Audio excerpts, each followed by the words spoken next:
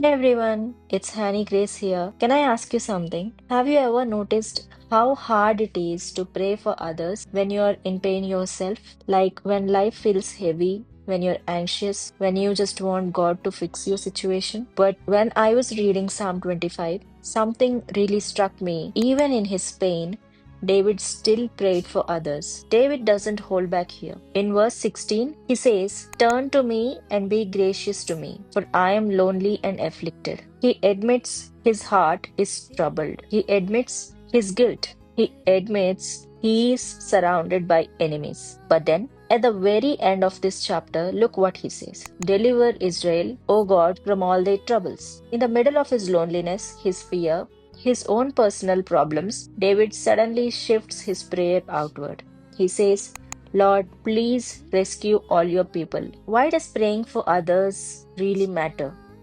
First, it shifts our focus from self to God, like his bigger picture.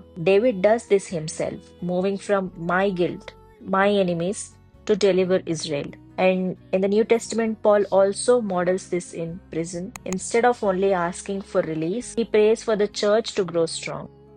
And next, praying for others grows love and compassion. Jesus, in his deepest pain on the cross, prayed outward, "Father, forgive them, for they do not know what they are doing." When we do the same, our hearts soften toward others because we are following his example. And lastly, it strengthens the body of Christ. James 5:16 says, "Pray for one another so that you may be healed." Our healing is tied to lifting up others. That's why Paul constantly prayed for the churches in his letters, not because his life was easy, but because he knew their growth mattered. So, what about us? When you're weighed down with your own struggles, it might feel impossible to pray for someone else. But here's the truth: God doesn't ask us to ignore our pain. He just invites us to widen our prayers. Who could you pray for today, even while you're hurting?